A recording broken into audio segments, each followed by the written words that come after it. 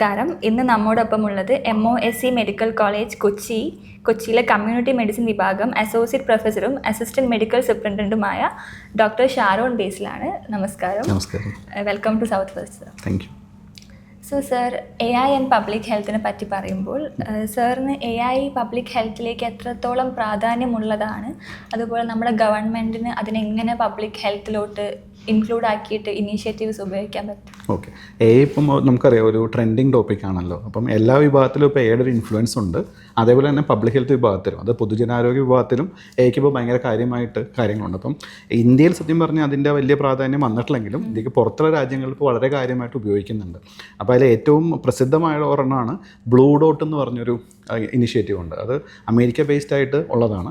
അപ്പോൾ അവരെന്ന് പറഞ്ഞാൽ ഇപ്പം നമുക്ക് സാധാരണ ഇപ്പം ഒരു പകർച്ചവ്യാധി വരുമ്പം വന്നു കഴിഞ്ഞിട്ടാണല്ലോ നമ്മൾ വരുവാണെന്ന് മനസ്സിലാവുന്നത്.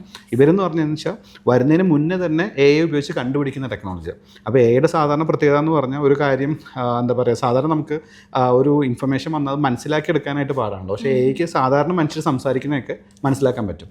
അപ്പോൾ ഇപ്പോൾ ഉദാഹരണം പറയുകയാണെങ്കിൽ ഇപ്പം സോഷ്യൽ മീഡിയയിൽ ഒരാൾ പറയുന്നത് എനിക്കിപ്പം ഫ്ലൂ വന്നു, അതുകൊണ്ട് ഞാൻ നാളെ ജോലിക്ക് പോകുന്നില്ല, അങ്ങനെയൊക്കെ പറഞ്ഞിട്ടെന്ന് വെച്ചോ. അപ്പോൾ ഇത് ഓട്ടോമാറ്റിക് അങ്ങനത്തെയൊക്കെ പിക്ക് ചെയ്യും. അപ്പോൾ അങ്ങനെ സോഷ്യൽ മീഡിയയിലുള്ള സിഗ്നൽസും അതേപോലെ തന്നെ ഇപ്പം എന്താ പറയുക ന്യൂസിലൊക്കെ വരുമല്ലോ, ഇന്ന് ചെറിയ സ്ഥലങ്ങളിൽ ഒരു ചെറിയ പനി പടരുന്നു എന്നൊക്കെ പറഞ്ഞു വരും. അങ്ങനെ ലോകത്തിൻ്റെ വിവിധ ഭാഗങ്ങളിൽ സോഷ്യൽ മീഡിയയിലും ന്യൂസിലും മറ്റും വരുന്ന ഇൻഫർമേഷൻസ് എല്ലാം ഇത് പിക്ക് ചെയ്തിട്ട് ഒരു പർട്ടിക്കുലർ അസുഖം വരുന്നതിന് ഏകദേശം 1-2 ആഴ്ച മുന്നേ തന്നെ അത് പ്രെഡിക്റ്റ് ചെയ്യും, ഇവിടെ ഒരു പകർച്ചവ്യാധി വരാൻ പോകുന്നുണ്ടെന്ന് പറഞ്ഞിട്ട്. ഈ ഒരു ടെക്നോളജി വളരെ സക്സസ് ആയിരുന്നു. ഈവൻ കോവിഡിൻ്റെ സമയത്തൊക്കെ ഇവർ കോവിഡ് വരുന്നതിന് കുറച്ച് മുന്നേ തന്നെ വുഹാനിലത് WHO പറയുന്നതിന് കുറച്ച് ആഴ്ചകൾക്ക് മുന്നേ തന്നെ ഇവർക്ക് പ്രെഡിക്റ്റ് ചെയ്യാൻ പറ്റിയായിരുന്നു. അപ്പോൾ ഈ ടെക്നോളജി ഭയങ്കര സക്സസ് ആയപ്പോൾ ഇപ്പോൾ WHO ഇതിനെ പതുക്കെ ഇതിൻ്റെ ഭാഗത്തേക്ക് ഇൻ്റഗ്രേറ്റ് ചെയ്യുന്നുണ്ട്. പക്ഷേ ഇന്ത്യയിൽ ഇപ്പോഴും അത് കുറച്ചും കൂടി വരാനുണ്ട്. നമ്മളൊരു ശൈശവ ഘട്ടത്തിലാണ്. ഓക്കെ, അപ്പോൾ അതിന് എത്രത്തോളം എങ്ങനെ നമുക്കതിനെ ഇന്ത്യൻ കോണ്ടെക്സ്റ്റ് അല്ലെങ്കിൽ കേരള അല്ലെങ്കിൽ അതുപോലെ കേരള ഹെൽത്തിൽ കുറച്ചുകൂടി ഇമ്പോർട്ടൻസ് കാണിക്കുന്നത്? നമ്മുടെ കേരളത്തിലെ കാര്യം എന്ന് പറഞ്ഞാൽ കേരളത്തിൽ നമ്മൾ പബ്ലിക് ഹെൽത്ത് ഭയങ്കര സ്ട്രോങ് ആണ്. കേരള ഗവൺമെൻറ്റിൻ്റെ ഇതായാലും നമ്മുടെ കേരളത്തിലെ ഗവൺമെൻറ് ഹെൽത്ത് സെക്ടറൊക്കെ വളരെ സ്ട്രോങ് ആണ്. അപ്പം നിലവിൽ നമുക്ക് ഭയങ്കര മാൻ പവർ നന്നായിട്ടുണ്ട്. അപ്പോൾ ആ ഇതിൽ നമ്മളൊരു AI കമ്പോണൻറ്റും കൂടി ആഡ് ചെയ്യുവാണെങ്കിൽ നമുക്ക് ഇഷ്ടംപോലെ ഹെൽത്ത് ഡാറ്റയുണ്ട്. അപ്പോൾ സെക്യൂർ ആയിട്ട് പ്രൈവസി എല്ലാം എൻഷ്യൂർ ചെയ്തിട്ട് എത്തിക്കലായിട്ട് അത് AIക്ക് പ്രോസസ് ചെയ്യാൻ പറ്റുമെങ്കിൽ നമുക്ക് കേരളത്തിൽ വരാൻ പോകുന്ന പല പകർച്ചവ്യാധികളും പല ഇതിൻ്റെ എന്താ പറയുക ട്രെൻഡുകളൊക്കെ വളരെ നന്നായിട്ട് നമുക്ക് വിശകലനം ചെയ്യാൻ പറ്റും. അപ്പോൾ അങ്ങനെ വളരെ നല്ല വിധത്തിൽ നമുക്കതിനെ ഇത് ചെയ്യാൻ പറ്റും.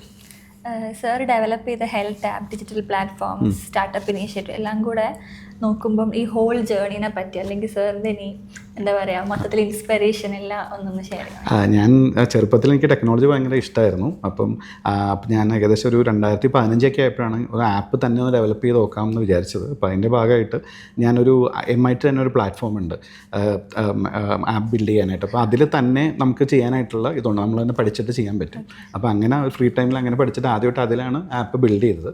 അപ്പോൾ അത് ആ പ്രാവശ്യം MIT അവർക്ക് ഇങ്ങനെ അവാർഡുകൾ കൊടുക്കലുണ്ട് നന്നായിട്ട് ചെയ്യുന്നത്. അപ്പോൾ ആ ഒരു പ്രാവശ്യം ഒരു ഡെഫിൻ്റെ ആപ്പിന് അങ്ങനെ ഒരു അവാർഡ് ലഭിച്ചിരുന്നു. നല്ല ഗ്ലോബൽ ലെവലിൽ നല്ല ആപ്പ് എന്ന് പറഞ്ഞാൽ കിട്ടിയിരുന്നു. അപ്പോൾ അതിൽ ഇൻസ്പയർഡ് ആയിട്ട് എന്നാൽ പിന്നെ കൂടുതൽ ആപ്പ് ഉണ്ടാക്കാം എന്ന് പറഞ്ഞിട്ട് അങ്ങനെ പല പബ്ലിക് ഹെൽത്ത് ഇഷ്യൂസ്, അതായത് ഇപ്പം ഡയബറ്റീസിനെ പറ്റിയിട്ടും ഡിപ്രഷനെ പറ്റിയിട്ടും അങ്ങനെ പല ഇപ്പം എയ്ഡ്സിനെ പറ്റിയിട്ട് അവയർനെസ്, അങ്ങനെ അവയർനെസ് ആപ്പുകൾ ഓരോ ഉണ്ടാക്കി.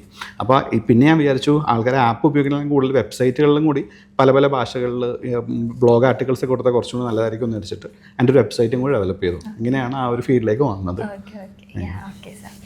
അപ്പം ഇത്രയും പെട്ടെന്ന് AI വളർന്നുകൊണ്ടിരിക്കുമ്പം അതിൻ്റെ എത്തിക്കൽ സൈഡ് അല്ലെങ്കിൽ ഡേറ്റ പ്രൈവസി ഒരു കൺസേൺ ആണ്, പ്രത്യേകിച്ച് പബ്ലിക് ഹെൽത്തിലോട്ട് വരുമ്പോൾ. അപ്പം അതിന് വേണ്ടി നമുക്ക് എന്തൊക്കെ ചെയ്യാൻ പറ്റും, അല്ലെങ്കിൽ എങ്ങനെ നമുക്ക് അവെയർ ആയിരിക്കാം? ഓക്കെ, നമ്മുടെ AIയുടെ ഏറ്റവും വലിയൊരു എന്താ പറയുക നമുക്ക് ശ്രദ്ധിക്കേണ്ട ഒരു ഭാഗമാണ് പ്രൈവസി എന്ന് പറഞ്ഞു കഴിഞ്ഞാൽ. ഇപ്പം AIയുടെ ഇപ്പോൾ പ്രശ്നം എന്ന് വെച്ചാൽ ഇപ്പോൾ കുറേ കമ്പനികൾ AIയുടെ ടൂൾസ് ഉണ്ട്. ഇപ്പോൾ നമുക്ക് തന്നെ അറിയാം ChatGPT ഉണ്ട്, ജെമിനി ഉണ്ട്, ഗ്രോക്ക് ഉണ്ട്. അപ്പം ഇവരൊക്കെ കോമ്പറ്റീഷൻ കാരണം ഓരോ എന്താ പറയുക ഒരു 2 മാസം കൂടുമ്പോഴും പുതിയ അപ്ഡേറ്റ്സ് വരും. അപ്പോൾ ഈ അപ്ഡേറ്റ്സ് ഡെവലപ്പ് ചെയ്യാൻ വേണ്ടിയിട്ട് ഇവർക്ക് ഇഷ്ടംപോലെ നമ്മുടെ ആൾക്കാരുടെ ഡാറ്റകളും നമ്മൾ ചാറ്റുകളും നമ്മൾ അറ്റാച്ച് ചെയ്യുന്ന ഫോട്ടോസും അതൊക്കെ വിശകലനം ചെയ്തിട്ടാണ് അപ്ഡേറ്റ്സ് ഇറക്കുന്നത്. അപ്പോൾ ഇതിലെ മെയിൻ പ്രശ്നം എന്ന് പറഞ്ഞാൽ നമ്മൾ അപ്ലോഡ് ചെയ്യുന്ന ഏത് സാധനമാണ് ഇത് ഉപയോഗിക്കുന്നത് നമുക്ക് പറയാൻ പറ്റില്ല. അപ്പോൾ നിലവിൽ ഇന്ത്യയുടെ ഒരു പ്രശ്നം എന്ന് പറഞ്ഞാൽ ഇന്ത്യയിൽ പ്രത്യേകിച്ച് അങ്ങനെ റൂൾസ് ഒന്നുമില്ല. പക്ഷേ പുറത്തെ രാജ്യങ്ങൾ ഇപ്പം അമേരിക്ക ആണെങ്കിലും അല്ലെങ്കിൽ യൂറോപ്പൊക്കെ ആണെങ്കിലും GDPR എന്നൊക്കെ പറഞ്ഞ് അല്ലെങ്കിൽ AI ആക്ട് എന്നൊക്കെ പറഞ്ഞ് കുറേ റെസ്ട്രിക്ഷൻസ് ഉണ്ട്. അപ്പോൾ അതുകൊണ്ട് അവിടെയൊക്കെ ഉപയോഗിക്കൽ കുറവാണ്. പക്ഷേ ഇന്ത്യ ഇപ്പോഴും അൺറെസ്ട്രിക്റ്റഡ് ഒരു ടെറിട്ടറിയാണ്. അപ്പോൾ അതാണ് ഒരു മെയിൻ ഇഷ്യൂ വരുന്നത്. രണ്ടാമത്തേന്ന് പറഞ്ഞാൽ ഹെൽത്ത് ഡാറ്റ എന്ന് പറയുമ്പോൾ നമുക്ക് ഭയങ്കര സെൻസിറ്റീവ് കാര്യങ്ങളാണ്. അപ്പോൾ എനിക്ക് ഇന്നൊരു അസുഖം ഉണ്ടെന്ന് മറ്റൊരാൾ അറിയുന്നത് ശരിയുള്ള കാര്യമല്ലല്ലോ. അപ്പോൾ അങ്ങനത്തെ കാര്യങ്ങളിലും വളരെയേറെ ഫോക്കസ് വേണ്ട കാര്യമാണ്. അപ്പോൾ അങ്ങനെ 2 കാര്യങ്ങളാണ് മെയിനായിട്ട് AIയുടേത് വരുന്നത്.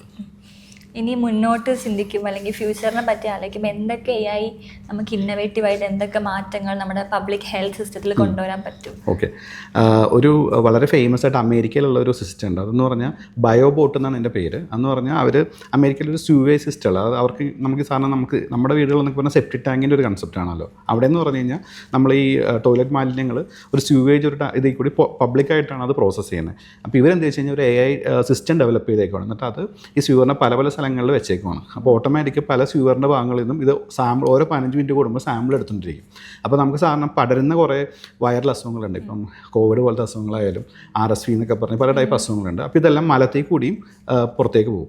അപ്പം ഇവരെന്ത് വെച്ച് കഴിഞ്ഞാൽ ഈ വേസ്റ്റ് വാട്ടറിനുള്ള സാമ്പിളിൽ നിന്ന് ഓട്ടോമാറ്റിക്കലി ഓരോ പീരിയോഡിക്കലി എടുത്തിട്ട് അതിൽ എത്രത്തോളം ഈ വൈറസ് ഉണ്ടെന്നുള്ളത് ഇങ്ങനെ ചെക്ക് ചെയ്തുകൊണ്ടിരിക്കും. അപ്പോൾ അങ്ങനെ അമേരിക്കയിലെ പല ഭാഗങ്ങളിൽ നിന്ന് ഇവർ ചെക്ക് ചെയ്യുമ്പം കറക്റ്റായിട്ട് ഇപ്പോൾ ഏതെങ്കിലും ഭാഗത്ത് തുടങ്ങുന്നുണ്ടെങ്കിൽ ആദ്യം ഈ ഇതിലായിരിക്കും വെള്ളത്തിലായിരിക്കും കാണുമല്ലോ. ഈ വേസ്റ്റ് വാട്ടർ അനാലിസിസ് ആണ് അവരുടെ മെയിൻ ഒരു ഇത്. അപ്പോൾ ഈ വേസ്റ്റ് വാട്ടർ അനാലിസിസ് ഇവർക്ക് ഓട്ടോമാറ്റിക്കലി എവിടെയെങ്കിലും അസുഖം വന്നിട്ടുണ്ടെങ്കിൽ ഗവൺമെൻറ് അറിയുന്നതിന് മുന്നേ തന്നെ ഇവർക്ക് ഡാറ്റ കിട്ടും. അപ്പോൾ അത് വളരെ നല്ല സിസ്റ്റമാണ്. അപ്പോൾ കേരളത്തിലും നമുക്ക് അങ്ങനെ പല സ്കോപ്പുകളും ഉണ്ട്. ഇപ്പം നമ്മൾ ഈ ഇപ്പോൾ കേരളത്തിൽ പറ്റുന്ന പല അസുഖങ്ങളും നമുക്ക് മുൻകൂട്ടി തന്നെ പ്രഡിക്റ്റ് ചെയ്യാൻ പറ്റും ഇങ്ങനെയൊക്കെ. അപ്പോൾ അങ്ങനെ കുറച്ച് ഇൻവെസ്റ്റ്മെൻറ്റ് വേണ്ട ഒരു ഫീൽഡാണ്, എന്നാൽ പോലും പക്ഷേ വളരെ നല്ലൊരു ടെക്നോളജിയാണ്. ഇപ്പോൾ നമുക്ക് പുതിയതായി വന്ന ബ്രെയിൻ ഈറ്റിംഗ് അമീബ, അപ്പം അങ്ങനത്തെ കേസുകളൊക്കെ വന്നപ്പോഴാണ് നമുക്ക് എത്രത്തോളം ഹെൽത്ത് സെക്ടർ അലേർട്ട് ആയിരിക്കണം എന്ന് മനസ്സിലാവുന്നത്.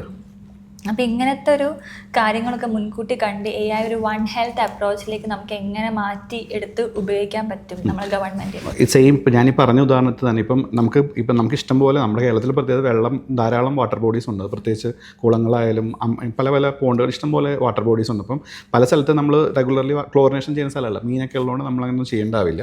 അപ്പോൾ അവിടെ ഇതുപോലെ നമുക്കൊരു പീരിയോഡിക്കലി ഓട്ടോമാറ്റിക്കലി സർവൈലൻസ് നടത്തുന്ന ഒരു സിസ്റ്റം ഉണ്ടെങ്കിൽ ഓട്ടോമാറ്റിക്കലി നമ്മളിപ്പോൾ ഒരു പർട്ടിക്കുലർ ഒരു വാട്ടർ ബോഡി ഉണ്ട്, അവിടെ പുതിയതായിട്ട് ഒരു അമീബയുടെ ഒരു ഗ്രോത്ത് ഉണ്ട്, അവിടെ കുളിക്കുന്ന പ്രശ്നം ഉണ്ടെങ്കിൽ നമുക്ക് ഇങ്ങനെ ഒരു സിസ്റ്റം എന്തെങ്കിലും വെച്ചിട്ട് ഓട്ടോമാറ്റിക്കലി അലേർട്ട് ചെയ്യാൻ പറ്റുമെങ്കിൽ നമുക്ക് മുൻകൂട്ടി പറയാമല്ലോ അവിടെ ഉപയോഗിക്കരുത്, അവിടെ ഇഷ്യൂ ഉണ്ട്, അല്ലെങ്കിൽ നമ്മൾ ആ വെള്ളം ക്ലോറിനേറ്റ് ചെയ്തിട്ട് വേണം അത് കുളിക്കാനോ മറ്റേ നീന്തലിനോ ഉപയോഗിക്കണം എന്നുള്ളത് മുന്നേ അലേർട്ട് ചെയ്യുകയാണെങ്കിൽ നമുക്ക് വലിയൊരു അളവ് വരെ തടയാൻ പറ്റും. പക്ഷേ ഇതിലെ പ്രശ്നം എന്ന് പറഞ്ഞാൽ നമുക്ക് ഈ ടെസ്റ്റുകൾ നടത്താൻ തന്നെ ആ കിറ്റുകളൊക്കെ വളരെ എക്സ്പെൻസീവ് ആണ്.